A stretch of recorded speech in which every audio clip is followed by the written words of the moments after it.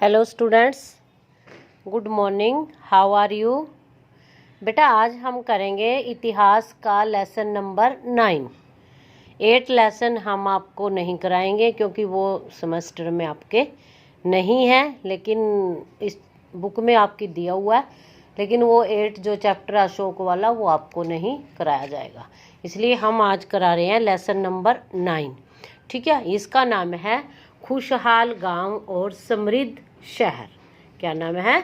खुशहाल गांव और समृद्ध शहर। मतलब इसकी आज हम आपको अच्छे से रीडिंग कराएंगे। ठीक है बेटा, तो सबसे पहले चलते हैं हम कि इस पाठ में क्या दिया गया है। देखो, लोहे के औजार और खेती मतलब लोहे के औजारों के बारे में इस लेसन में दिया गया है, और खेती मतलब लोहे के औजारों से कैसे की जाती है। लोहे का प्रयोग आज एक आम बात है। लोहे की चीजें हमारी रोजमर्रा की जिंदगी का हिस्सा बन गई है। इस उपमहाद्वीप में लोहे का प्रयोग लगभग 3000 साल पहले शुरू हुआ। कितने साल पहले शुरू हुआ बेटा? 3000 साल पहले शुरू हुआ।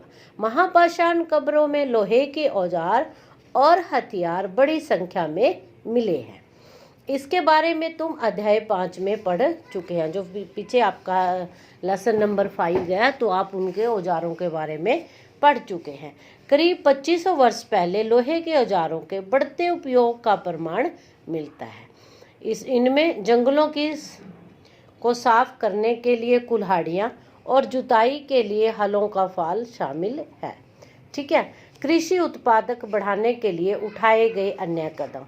देखो, कृषि का जो उत्पादक है उसको बढ़ाने के लिए, उत्पादन के लिए जो जो कदम उठाए हैं उनके बारे में यहाँ पर बताया गया है कि सिंचाई के लिए नहरें, कुएं, तालाब तथा कृत्रिम जलाशय भी बनाए गए हैं। और कृषि के औजार में नए मतलब जो औजार आए हैं वो महत्वपूर्ण कदम उठाए गए हैं। ठीक है, तो कौन कौन से हो, मतलब जैसे कि लोहे के किसानों को क्या क्या उपकरण दिए गए हैं। लोहे से ट्रैक्टर भी अब तो मिल गए हैं, पहले कहाँ था? पहले हल का फाल थे। सबसे पहले क्या करते थे लोग? अपने आप ही खेतों की जुताई करते थे। उसके बाद हल आया, बैल चला, उसको हल को चलाते थे। अब आप देखते हैं कि कितने ही औजार हैं, कितने ही जो हमारे पास साधन हैं वो सिंचाई के काम में आए जाते हैं। ठीक है, गाँव में कौन रहते हैं? इस उपमहाद्वीप के दक्षिणी तथा उत्तरी हिस्सों में अधिकांश गांवों में कम से कम 3 तरह के लोग रहते हैं। तमिल क्षेत्र में बड़े भूस्वामी की वेला, साधारण अलवाहों और भूमिहीन मजदूर रहते हैं। देश के उत्तरी हिस्से में गांव का प्रधान व्यक्ति ग्राम भोजक कहलाता है। इसको अंडरलाइन करेंगे कि देश के जो उत्तरी हिस्से हैं उसमें जो गांव का प्रधान है वो क्या कहलाता है? ग्राम भोजक कहलाता है। अक्सर एक ही परिवार के लोग इस पर कई पीढ़ियों तक बने रहते हैं। जैसे बेटा कहते हैं ना कि कोई भी गुरु है कोई, तो आगे उसकी औलाद, उसकी औलाद, उसकी औलाद मतलब गद्दी को संभालती रहती है। राजा है कोई, राजा आया फिर वो उसका वो आया, तो ऐसे ही कई बार क्या होता है कि वो संभाल के रखते हैं। ऐसे ही ये जो होते हैं भोजक होते हैं, ये भी कई पीढ़ियों तक चलते हैं। ठीक है, तो इनको क्या है, ग्राम भोजकों के अलावा अन्य स्वतंत्र कृषक भी होते हैं जिन्हें गृहपति कहते हैं। गृहपति किन्हें कहते हैं? कृषक।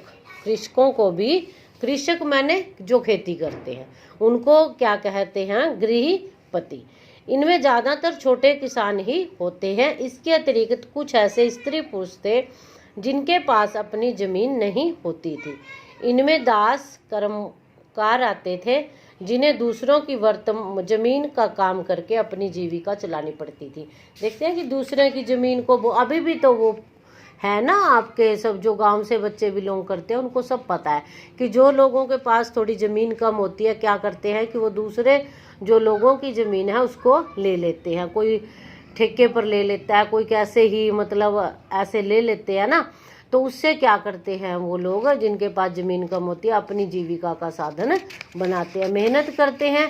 आधी जिसकी ज़मीन होती है उसको दे दिया जाता है जो इनकम होती है, और आधा वो अपने पास रखते हैं।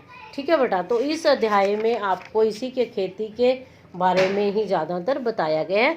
तो आपने क्या करना है, इस लेसन को अच्छे से रीड करना है, और जो इसकी बैक एक्सरसाइज में है आपको क्या दिए गए हैं, फिलअप्स दिए गए हैं।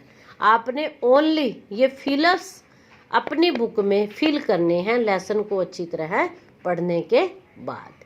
Okay, thank you, have a nice day.